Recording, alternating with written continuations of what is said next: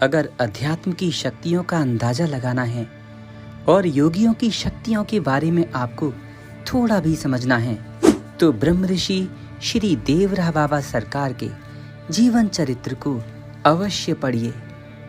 बाबा के बारे में थोड़ा सा भी जान लेने पर आपके मन में कोई संदेह नहीं रहेगा। श्री देवरा बाबा सरकार ईश्वर के अवतार तो थे ही, लेकिन प्रमाणों के साथ ये प्रमाणित होता है कि बाबा परम ब्रह्म ही थे। बाबा का जन्म माँ के गर्भ से नहीं हुआ था। बाबा की उत्पत्ति जल से थी और बाबा जल में कई कई घंटों तक तपस्या किया करते थे। श्री देवरा बाबा सरकार सरयू जी में जल के अंदर कई घंटे समाधिस्थ रहा करते। ठीक वैसे ही जब बाबा वृंदावन में यमुना जी के किनारे होते तो वहां भी घंटों तपस्या जल के अंदर ही करते थे। बाबा ने न जाने कितने वर्ष तक नर्मदा जी के पावन जल में तपस्या की है। श्री देवरा बाबा सरकार के साथ जंगली पशु पक्षी भी मनुष्यों की तरह बातचीत किया करते। बाबा को सबकी भाषा समझ में आती थी और इसीलिए बाबा सबके प्रिय एवं रक्षा करने वाले थे। बाबा ने कई बार भयंकर कष्ट में पड़े हुए जीव जंतुओं की रक्षा की है। सरयू जी में एक बार एक मगरमच्छ जिसे गांव वासियों ने पकड़ लिया था, बाबा ने उसे छुड़वा दिया और आज्ञा दी, हे घड़ियाल बच्चा, अब तुम किसी को परेशान मत किया करो, मैं तुम्हें छुड़वा देता हूँ। बच्चा, तुम वैष्णव बन जाओ। बाबा की बात सुनकर ही उस मगरमच्छ ने अपना स्वभाव त्याग दिया। कई बार बच्चे उसके आसपास खेला करते थे। श्री देवरा बाबा के दर्शन जिन भक्तों ने देवरिया में किए हैं उनको ये सब प्रत्यक्ष में देखा हुआ होगा। बाबा सबके साथ बड़े सहज थे। श्री बाबा प्रकृति प्रेमी थे। कमेंट्स में कई बार ये पढ़ने को मिलता है कि ऐसा कैसे संभव है। तो प्यारे मित्रों, मैंने कहा था ना, जब आप सिद्ध ऋषि मुनियों के बारे में जानेंगे, पढ़ेंगे और उनकी शक्ति को अपने आसपास अनुभव करेंगे तो आप भी उस कृपा को फील कर सकते हैं। आज भी बाबा वैसे तो ब्रह्म ही थे और ब्रह्म का कोई एक स्वरूप नहीं होता। और सच बताऊं तो आप, मैं, हम सब ब्रह्म के ही स्वरूप हैं, क्योंकि पदार्थ की सबसे सूक्ष्म अवस्था परमाणु है।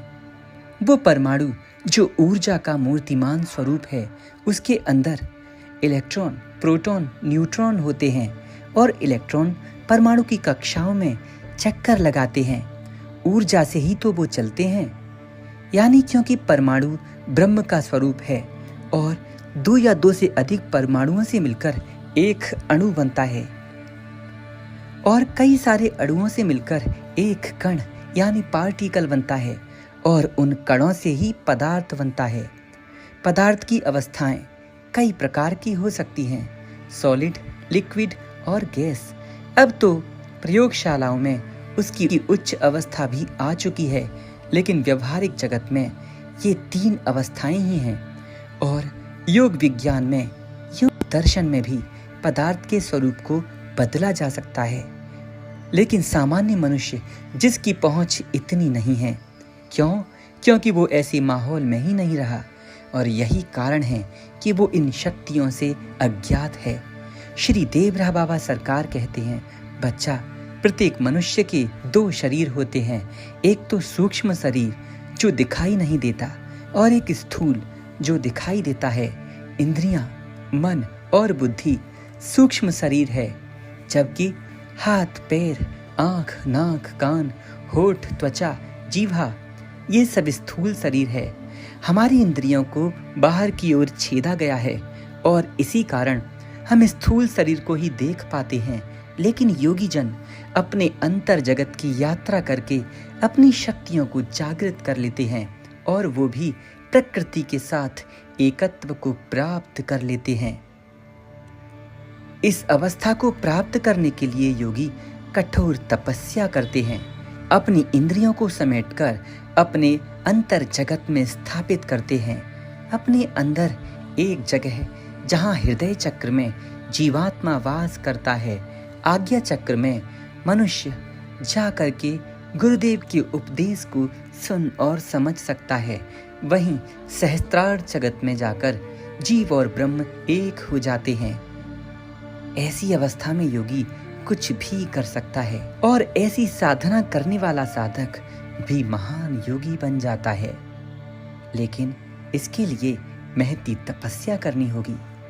सामान्य गृहस्थ जन ये ना कर सकें तो भगवान की भक्ति ही करें, क्योंकि उससे भगवान से संबंध बन जाएगा और प्रभु से संबंध और प्रेम करने वाला व्यक्ति उनकी कृपा का पग पग अनुभव करने पर वैसा आनंद प्राप्त कर पाएगा जो ध्यान और समाधि में योगी करते हैं। जो आपको अच्छा लगे आप वो करिए, लेकिन प्लीज करिए, कुछ ना कुछ करिए, अपनी आत्मोन्नति करिए, अपने मन के स्तर को नीचे मत गिराइए। आज के वीडियो में इतना ही, आगे जल्दी मिलते हैं। राधे राधे, जय श्री हरि।